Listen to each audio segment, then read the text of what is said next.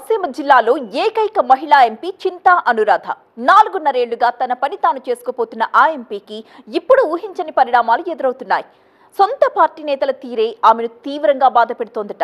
వివాదాలకు దూరంగా ఉండే ఆ ఎంపీని చిన్న చూపు చూస్తూ ఒంటరిని చేస్తున్నారట. అసలు అనురాధ అంటే ఎందుకు వాళ్లకు పడట్లేదు? ఆమెకు ఈసారి టికెట్ ఉన్నట్టా లేనట్టా? చింతా అనురాధ చింత తీరేది ఎలా? సొంత పార్టీ నేతలే అవమానిస్తున్నారా? టికెట్ రాకుండా చెక్ పెడుతున్నదెవరు? అనురాధ విషయంలో అధిష్టానం ఆలోచనేంటి? వైసీపీ నుంచి 2019లో అమలాపురం ఎంపీగా పోటీ చేసిన చింతా అనురాధ భారీ మెజార్టీతో గెలుపొందారు. ఆమె రాజకీయ కుటుంబం నుంచే వచ్చినప్పటికీ వివాదాలకు, గ్రూప్ రాజకీయాలకు దూరంగా ఉంటూ వచ్చారు. పార్టీ కార్యక్రమాల్లో పాల్గొంటూ తన పని తాను చేసుకుని ముందుకు వెళ్లడమే ఆమెకు తెలిసిన రాజకీయం. జిల్లాలో ఉన్న అందరు ఎమ్మెల్యేలతోనూ సఖ్యతగా ఉండేవారు. స్థానిక నాయకులు సైతం ఆమెతో కలిసి నడుస్తూ నిధులు మంజూరు చేయించుకుని పనులు చేయించుకున్నారు. అయితే కొంతకాలంగా సొంత పార్టీ నేతలే ఎంపీ అనురాధను అవమానిస్తున్నారట. అమలాపురం ఎమ్మెల్యే, మంత్రి అయిన పినిపే విశ్వరూప్కు ఎంపీ అనురాధకు మధ్య కొంతకాలంగా విభేదాలు కొనసాగుతున్నాయట.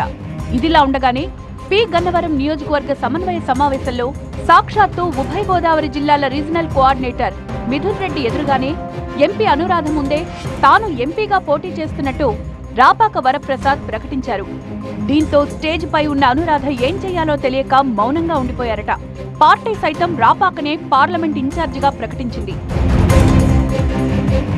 ఇక దివంగత నేత, మాజీ ఎమ్మెల్యే కుడిపూడి చిట్టబ్బాయి విగ్రహావిష్కరణ కార్యక్రమంలోనూ మంత్రి పినిపే విశ్వరూప్ ఎంపీ అనురాధకు మైక్ ఇవ్వకుండా అవమానించారట. విగ్రహావిష్కరణకు 5 లక్షల రూపాయల నిధులిచ్చినప్పటికీ అనురాధకు మైక్ ఇవ్వకపోవడంతో ఎంపీ అభిమానులు ఆగ్రహం వ్యక్తం చేస్తున్నారట. ఒక మహిళా ఎంపీ, అందులోనూ దళిత నేతను ఇంత దారుణంగా అవమానిస్తారా అంటూ మండిపడుతున్నారట. ఇలా స్థానిక నేతలు ఆమెను పట్టించుకోకుండా ముందుకు వెళ్తుంటే అధిష్టానం సైతం అదే వైఖరి ప్రదర్శిస్తోందట.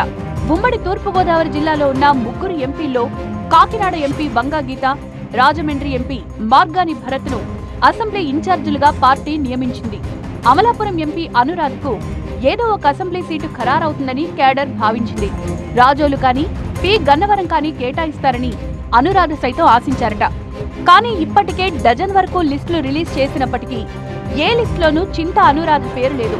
దీంతో ఎంపీ అనురాధ కేడర్ గందరగోళంలో పడిందట.